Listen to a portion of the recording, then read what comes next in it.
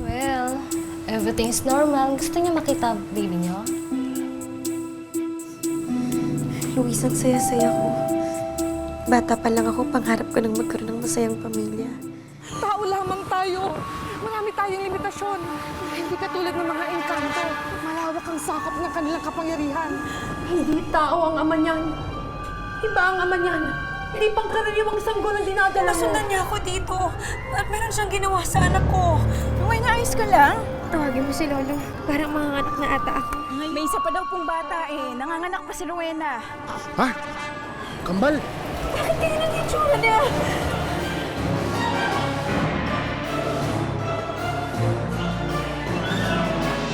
Rowena, kunin mo na siya. Paano nangyari to? Paano sila naging kambal? Ang sabi ng doktor sa akin, isa lang daw ang anak ko. Paano siya nagkaganyan? Bakit ganyan yung itsura niya? Bakit magkaiba sila? Rowena, galing siya sa'yo. Sige, ayoko. Ayoko, ilayo mo siya sa akin. Asa na yung maganda? Asa na yung isang anak ko? Rowena! Ano nangyayari? Tignan mo, bakit ganyan ang itsura niya? Bakit magkaiba sila? Anong klaseng sumpatulo? Akin ang anak ko. Gusto ko yung maganda. Akin ang anak ko.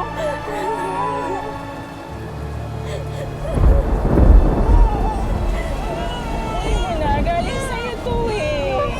Ilayo mo yan sa akin. Ayoko yan. Ilayo mo yan sa akin.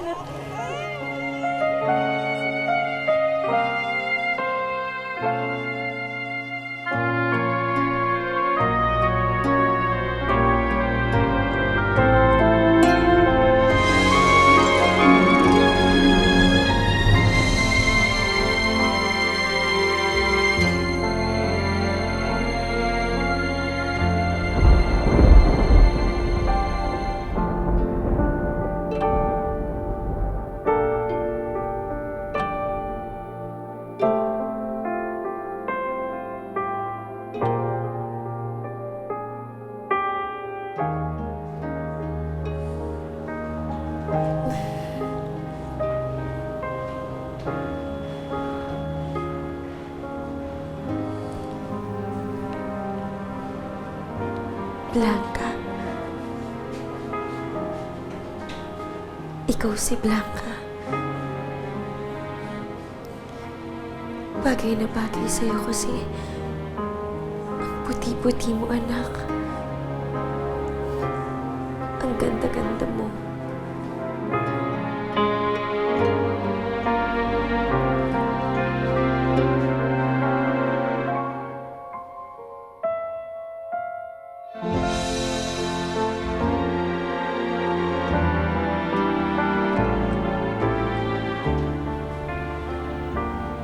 At ikaw naman si Luna. Hanggang ngayon, hindi ko pa rin maintindihan kung paano ka naging ganyan.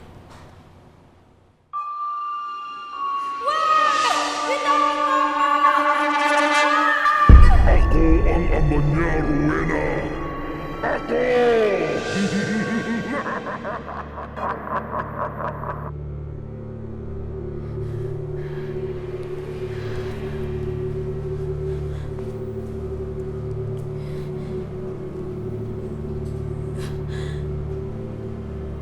Ang itim na engkanto.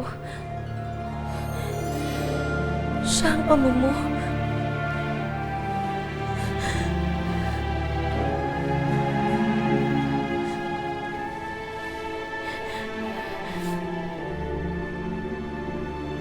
Hindi ka namin anak ni Luis. Anak ka ng itim na engkanto. Nabuo ka sa kawalang-yahan. Hindi ka dapat nabuhay. Hindi ka dapat sinilang.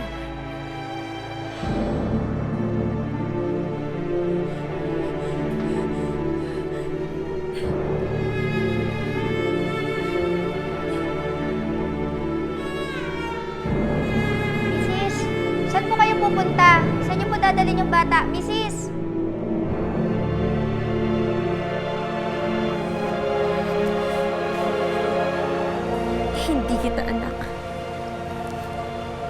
pala ayoko sa'yo. Dahil naaalala ko ang engkanto sa'yo. Naaalala ko ang kahayupang ginawa ng halimaw mong ama.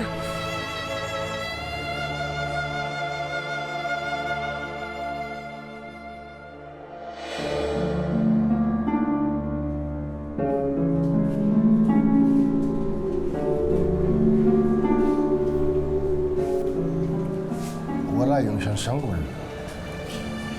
Nasaan yung isang apo ko? Kambal sila, di ba? Nakita ko pong dala ng nanay, yung maitim na baby. Hahabulin ko po sana pero hindi ako pwedeng lumabas eh. Kaya hindi ko po sila naabutan.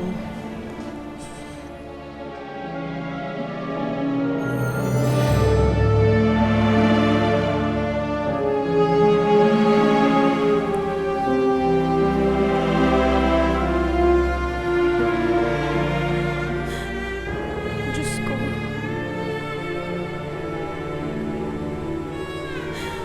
Marami na kayong pagsubok na binigay sa akin. Nagpakatatag ako. Lahat yun tinanggap ko.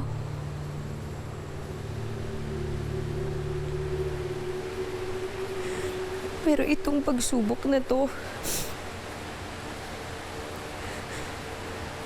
hindi ko na talaga kaya. May limitasyon din ako. May hangganan din ako.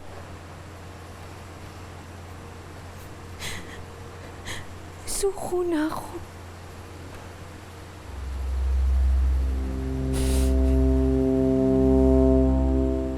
Patawarin niyo ko pero binibigay ko na siya sa inyo. Isumpahan niyo na ako. Pero hindi ko kayang tanggapin ang sanggol na to. Hindi ko siya kayang buhayin. Hindi ko siya kayang tanggapin.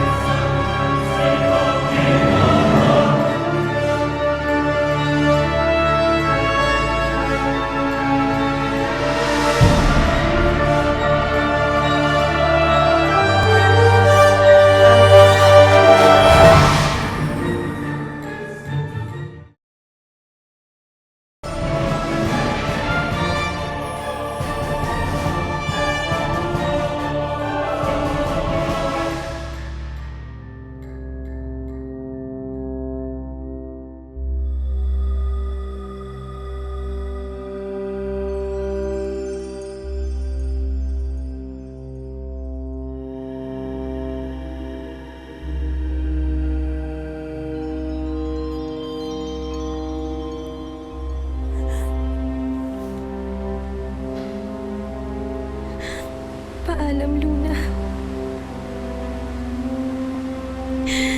Ayoko kitang saktan.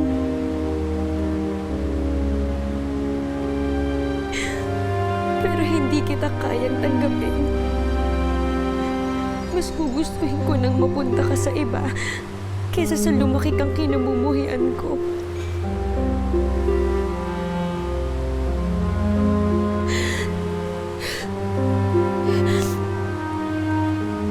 Paalam, Luna.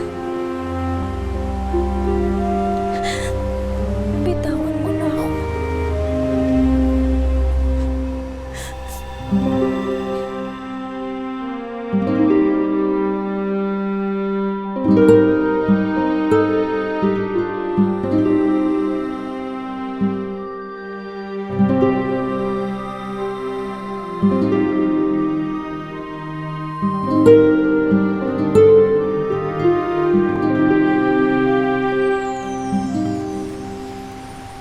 Tama ba yung ginawa ko?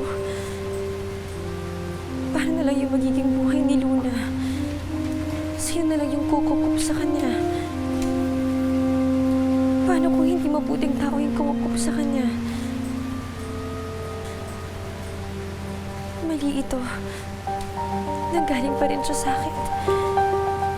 Anak ko pa rin siya. siya. Babalikan ko ang anak ko. Luna? Luna, andito na si nanay. Luna? Luna? Nasaan ang anak ko? Iniwan ko lang siya dito. Bakit siya nawala? Po? Wala naman sanggol dito nung umakyat ako eh. Hindi! Iniwan ko siya dito! Sino kumuha sa kanya? Bakit nawala siya agad?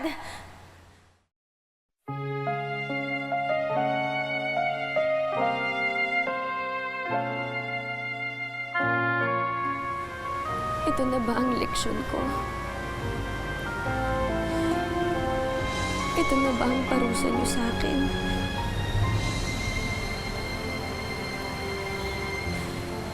Dahil ba wala akong kwentang ina? Dahil ba hindi ko siya minahalagan? Hindi ako karapat-dapat para sa anak ko. Wala akong kwentang magulang.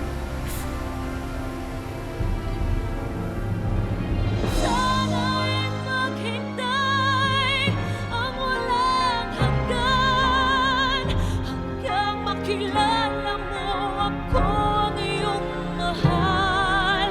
Baka ko matutuhan kita'y kalimutan. Sana'y maghintay ang walang hanggan.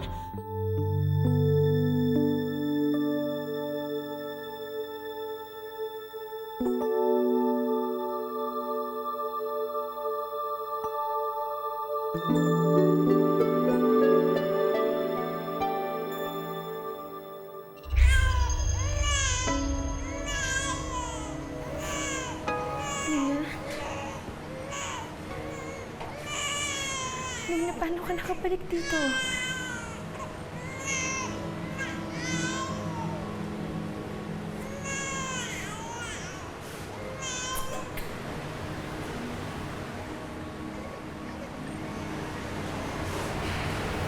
Huwag ka magagalit, Rowena.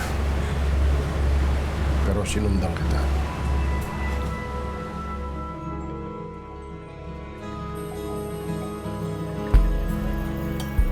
Nag-alala ako kung saan mo dadalhin ang sanggol. Nakita ko na umakyat ka sa mataas na lugar.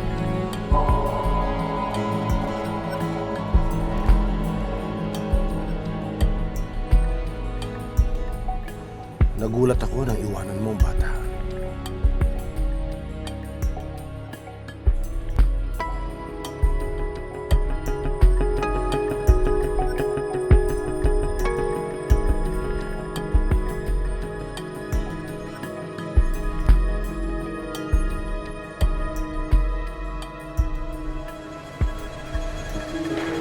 Kawawa ka naman ako. Wala ka namang kasalanan. Hindi mo naman hiniing mabuhay ka.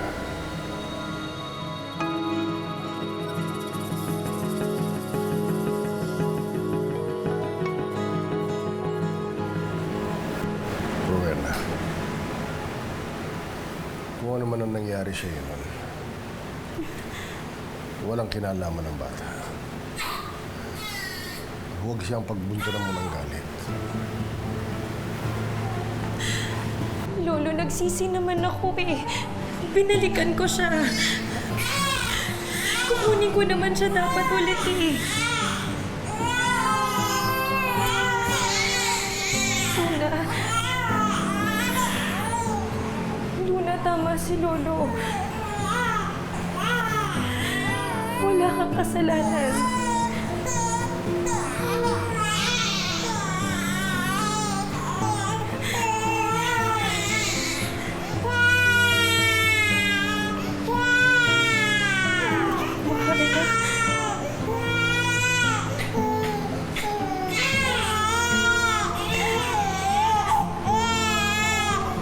Alam ko, sa puso ko, mahal kita kahit papano. Kaso lumalaban ang isip ko eh. Hindi ko maialis sa isip ko ang ama mo. Tuwing nakikita kita, yung itsura mo tsaka yung kulay mo, nakakaalala ko lahat ng kahayupang ginawa sa akin ng ama mo.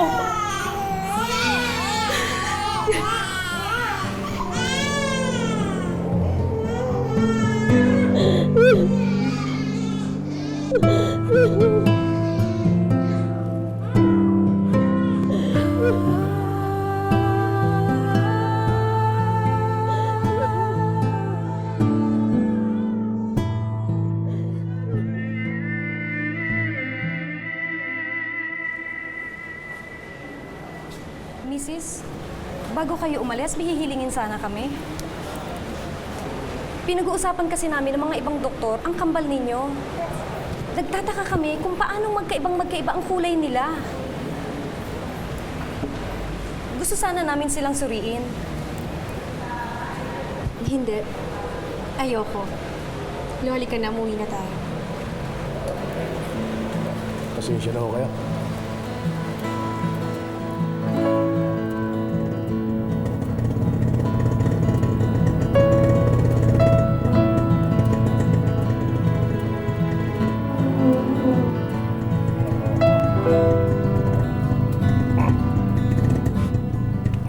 Ano bang masama ro sa isang doktor? Susuriin lang naman yung anak mo. Ayoko nang ipakilatis pa yung mga bata, Lo. Ayoko nang ipaliwanag sa kanila kung paano pa sila naging ganito. Kasi kambal. Oy, ano? Ay, naglalaki pala. Kambal pala ang naging anak mo? Hoy! Tama na yan! Pataan! Pataan pala kayong mga buitre! Lumayo kayo! Alisan niyo sa linyan! Oo naman. Ay, bakit ganyan? Oo nga! Ano? Oo nga. Tapos yung isa mabuti, parang gatas niya kape. Rowena, magkapareho ba ng tatay yan? Baka naman iba ang tatay niyan. Hoy! Ano kayong alam gawin kundi mag-chismis na lang? Usiuwi na nga kayo. Hoy, pumasok na kayo. Sama mo mali. Ano?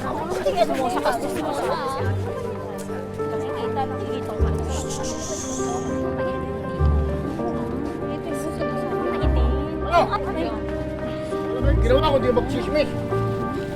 Usapan ng buhay na may buhay araw-araw.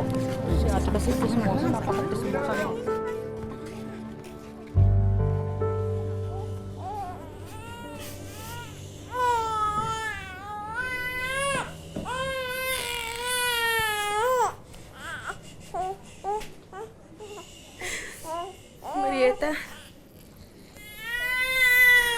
ano ba itong nangyari sa akin? Paano ba ako umabot sa ganito? Maayos naman yung buhay ko dati, ah. Ang saya-saya naman namin ni Luis. Ano bang kasalanan yung ginawa ko para isumpa ako ng ganito? Huwag kang magsalita ng ganyan, Rowena. Hindi ka isinumpa. Eh bakit yan? Hindi ba sumpa ang tawag mo dyan sa batang yan? Rowena! Umayos ka nga. Alam mo, hindi sumpa ang bata. Pasalamat ka nga may iniwan pang alaala sa'yo si Luis eh. Kambal pa. Alam mo silang dalawa ang papalit kay Luis. Pupunan nila ang buwang na iniwan niya.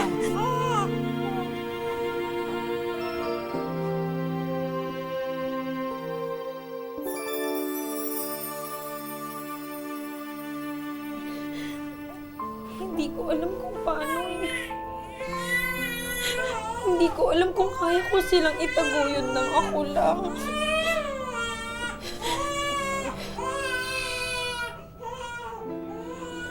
Kakayanin mo ito, Apo. May babangon mo sa sarili mo. Tutulungan ka namin. Hindi ka naman nag-iisa.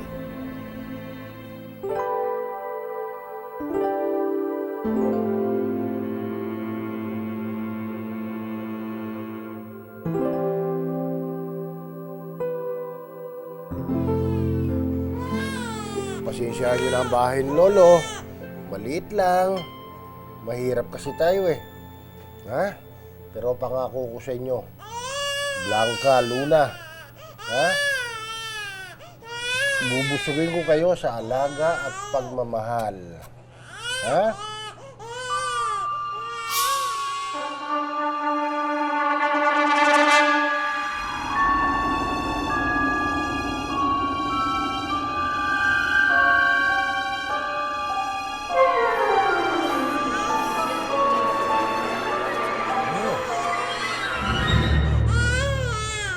Ano mo ba yan, ako?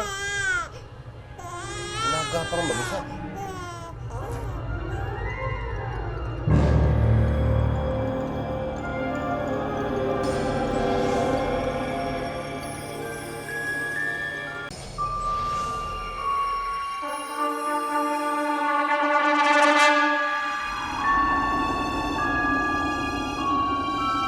Wala, saan yun? Saan nagpunta yun?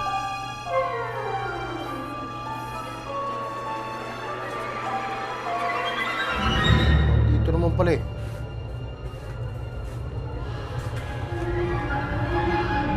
Mamalikmata lang ba ako? Mahiwaga kang bata, Luna. Pero hindi ko na ikukwento ito sa nanay mo. Baka matakot lang siya. At maalala yung itim na engkanto.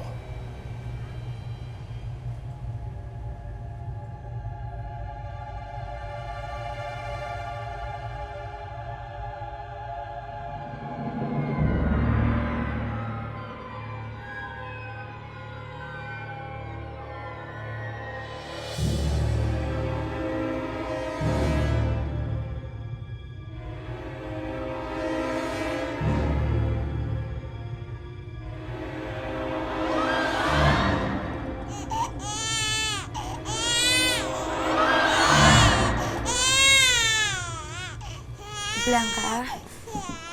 Sandali lang, Blanca.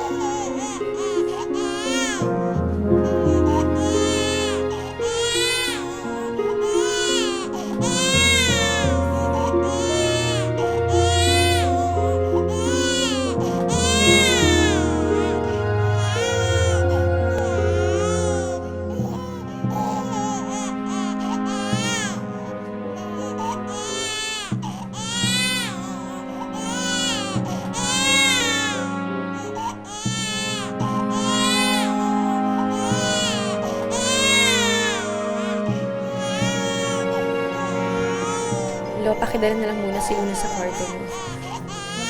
Magigising pa si Blanca sa kakaiyak niya.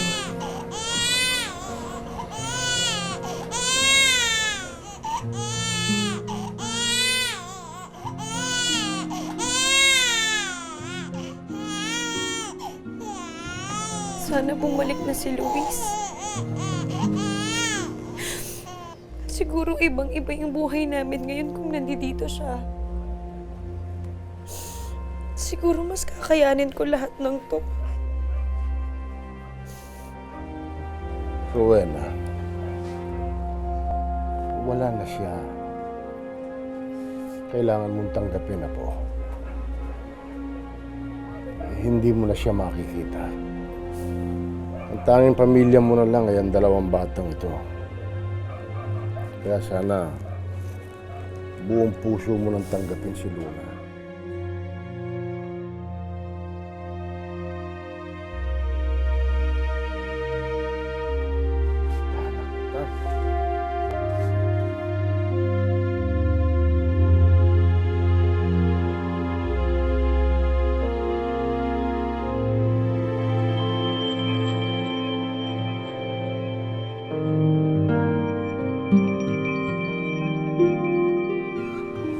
Ay, Ay, nako, alam mo, ako bahala sa'yo dito. Wala namang issue yung pagdala ng baby dito. Lalo na't sobrang cute ng anak mo. Kamukhang kamukha, no? Manang-mana kay Ninang, no? Oo naman. Sana aalala mo dati, di ba, lagi kong dinadala si Toti? Sigurado ka, okay lang ha? Buena.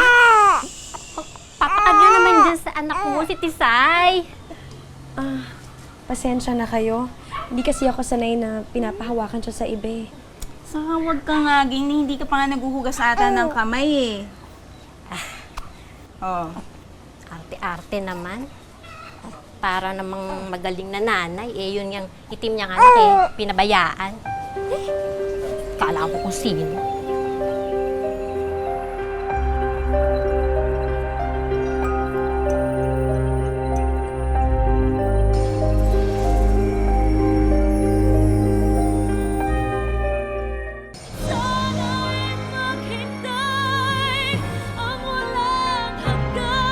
Blanca, anak.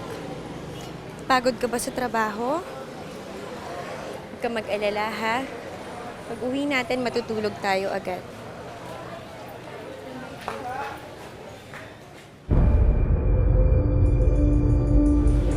Blanca? Tatay mo ata yun, ha? Luis? Luis? Ako nga po pala si Luna. At siya naman si Blanca! Sinabi sa'yo na ayoko nabibitang sa harapan ng maraming tao, ha? Huwag din na mo paluin si Luna.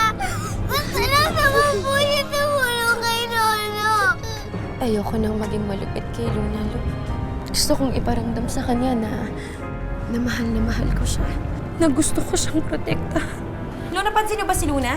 Hindi, baka nakapuslit lang hindi natin napapansin. Baka po sasama ng loob niya.